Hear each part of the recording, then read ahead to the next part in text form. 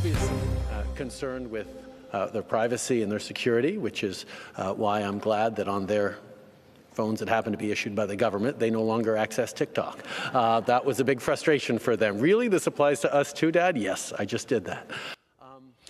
Justin Trudeau, la semaine dernière, qui expliquait qu'il avait enlevé l'application TikTok sur les cellulaires fournis à ses enfants, des cellulaires sécurisés, compte tenu que c'est les enfants du premier ministre. N'empêche, c'est un débat. Les fonctionnaires, on leur a dit d'arrêter, et au fédéral et dans toutes les provinces. Est-ce qu'on doit se débarrasser de TikTok si on est sur TikTok? Bruno Guglielminetti pense qu'on doit conserver cette technologie. Vous êtes chroniqueur de nouvelles technologies, on vous connaît bien. Bonsoir, Bruno. Et Steve Waterhouse, spécialisé en sécurité de l'informatique, de l'info, pardon, à qui on a parlé souvent aussi. Merci, Steve Waterhouse, d'être avec nous. Bonsoir. Vous êtes contre. Alors, chacun un petit 30 secondes. Bruno, pourquoi TikTok, on doit garder cette technologie, cette plateforme sur nos cellulaires? Bien, écoutez, à moins de détenir de l'information hautement précieuse là, pour la sécurité d'une entreprise ou du pays, il n'y a pas vraiment de raison d'enlever l'application. Essentiellement, si vous avez des craintes, vous pouvez désactiver certaines permissions de localisation, d'accès à vos photos, d'accès à vos contacts sur vos appareils, que ce soit Android ou iPhone, et votre sécurité sera assurée. Là. Parce que pour le reste, la plupart des autres applications, des autres réseaux sociaux vont chercher le même type d'informations que TikTok nous demande. OK. Steve Waterhouse, on a vu bien sûr ce mouvement de pays au Canada, ailleurs, aux États-Unis, dire débarrassez-vous de TikTok parce que c'est le bras armé de la Chine qui nous espionne. Qu'en pensez-vous? Bien, c'est un outil de propagation d'informations. Et dans le contexte actuel, il y a quand même beaucoup d'études qui ont été mises de l'avant, comme quoi que cette application-là, TikTok, comme bien d'autres aussi qui sont sur le marché dans les médias sociaux, vont faire de la captation d'informations des citoyens, etc.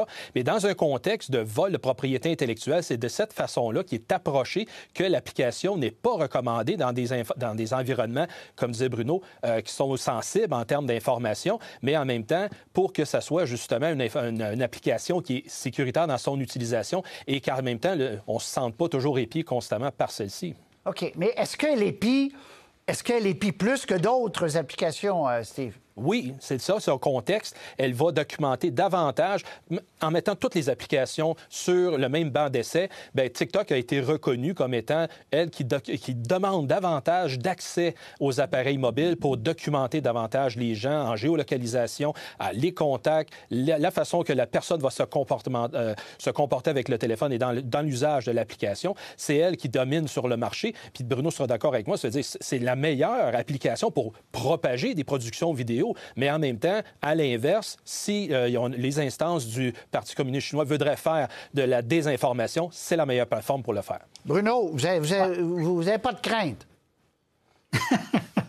Par rapport à la désinformation du gouvernement chinois, je vais vous dire que si c'est pas par TikTok, ça sera par d'autres plateformes. Ils ne sont pas à court de moyens, là, ça, je m'en fais pas pour eux. Mais par rapport à leur connaissance de l'utilisateur, oui, c'est vrai. TikTok, c'est quand même les meilleurs à apprendre sur les intérêts des utilisateurs.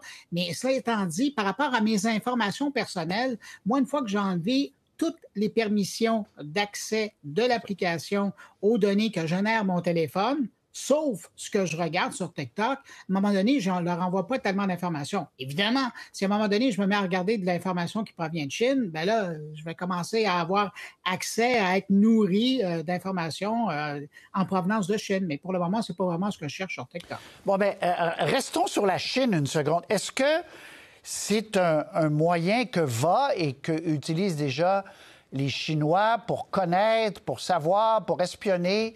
Steve? La réponse, Patrice, c'est oui, parce que Made in China 2025 est un plan que le gouvernement chinois a mis de l'avant pour être en mesure de devenir la première référence financière, pour ne pas dire le premier producteur de quoi que ce soit au monde, et invite vraiment les économies mondiales à venir s'alimenter complètement en Chine. Donc, des applications comme Temu, comme Pinduoduo récemment qu'on a entendu parler, qui sont quand même en forte croissance aux États-Unis, qui ce sont des applications pour faire du commerce électronique, bien, ils vendent vraiment du matériel à bas prix et comme ça, alimente le marché chinois beaucoup plus que le marché d'ici. Donc ça, c'était une autre façon vraiment subtile d'aller à ce moment-là stimuler l'économie chinoise au lieu d'encourager celle d'ici. Bruno? Et j'aime bien ce que Steve dit par rapport à d'autres applications chinoises qui sont encore plus agressives par rapport à l'information qu'ils ont. Écoutez, Temu, là, c'est une application, c'est un service de vente en ligne. Ils ont votre numéro de carte de crédit. Moi, je m'excuse, sur TikTok, j'ai encore jamais donné mon numéro de carte de crédit, puis je pense pas le faire. Mais ça viendra peut-être. Avec le profil, avec un profil de client, là, à un moment donné, vous commencez à en avoir pas mal plus d'informations. Okay. Moi, ce que j'aimerais comprendre, puis on va voir un tableau là, du nombre d'utilisateurs, ce que j'aimerais comprendre, Bruno, mais surtout Steve, mais Bruno, c'est quoi la différence?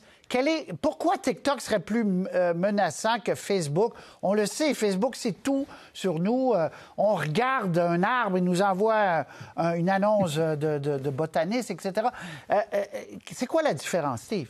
Principalement, c'est vraiment le système judiciaire avec lequel on peut se rabattre sur la compagnie si on est lésé dans qu'est-ce que l'organisation fait avec nos données personnelles. On l'a vu avec Facebook dans le cas de Cambridge Analytica il y a quelques années. Je veux dire, la justice américaine s'en est mêlée, mais essayer de faire une accusation ou plutôt aller en justice avec une compagnie chinoise, bonne chance. Ça, c'est vraiment pas pareil, malgré, comme on voit, qu'elle ait beaucoup plus d'utilisateurs avec les plateformes américaines. Bruno, est-ce que TikTok est plus dangereuse que Facebook? L'application, non, mais ce que le gouvernement chinois pourrait en faire en passant par une porte dérobée, qui est obligatoire sur les applications chinoises, oui. Cela étant dit, si les Chinois veulent vraiment avoir de l'information sur vous, je vais vous dire qu'ils vont réussir à la trouver. Ils n'auront pas nécessairement besoin de passer par TikTok. Il y a d'autres moyens de le faire. Ça, c'est une chose.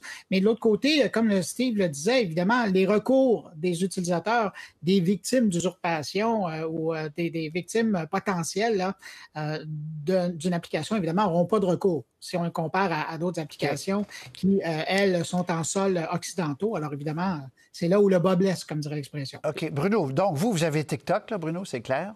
Oui. Oui. Steve, l'avez-vous enlevé? Aucunement installé sur aucun de mes appareils, jamais. Ça arrivera jamais chez vous, ça? Aucunement. Je n'ai même pas Facebook sur mon appareil. Ça vous donne une idée avec laquelle j'ai... OK. Mais est-ce que les institutions, parce que là, on a vu les gouvernements réagir, est-ce que c'était exagéré? Est-ce que Radio-Canada devrait être sur TikTok, Bruno, Steve? Est-ce que d'autres institutions... Parce qu'il y a du monde, là. Il y a du monde qui écoute, là, Bruno. Patrice, je vais vous dire, je vais peut-être vous l'apprendre, mais TikTok est déjà... Radio-Canada est déjà présent sur TikTok. Oui, je le sais. Radio-Canada Information est déjà présent sur TikTok depuis un bon moment et c'est important qu'il soit présent parce que si on a... Écoutez, il y a 9 millions de Canadiens qui sont là-dessus. Il y a 1,8 million de Québécois qui sont là-dessus. Si on laisse la place à la désinformation parce que les médias et les gouvernements s'en vont de là, on a un méchant problème. Steve? C'est exactement le point central, comme Bruno le souligne. La désinformation prend beaucoup plus de place lorsque l'information véridique en provenance des bonnes autorités ne fait pas foi, ne prend pas sa place, alors qu'on sait que les jeunes et les moins jeunes, des fois, s'alimentent moins des médias traditionnels. Donc, ils se rabattent sur d'autres médiums, comme TikTok en est un. Il s'agit juste, encore une fois, de vraiment bien le configurer pour minimiser la fuite de données, pour qu'après ça devienne un conduit intéressant pour capter l'information. Donc, vous êtes d'accord, Steve Waterhouse, qu'une entreprise comme Radio-Canada continue à être sur TikTok, malgré tout, mais avec avec prudence. Mais avec prudence, comme dans toute autre application, Patrice, parce que, justement, il y a moyen de faire du mal avec quelque chose qui est mal configuré. TikTok. Et Patrice, il faut justement que TikTok ne soit pas installé sur votre téléphone avec votre liste de contacts, de numéro de téléphone, mais sur un téléphone adjacent là, où vous n'aurez pas de contacts et d'informations à partager. Et une adresse générique et non pas une adresse de tous les jours. Très bien. Moi, je ne suis pas encore sur TikTok. Peut-être que je ne le serai jamais compte tenu de tout ça. À voir. Merci beaucoup. Merci à vous deux. Bonne soirée. Au revoir.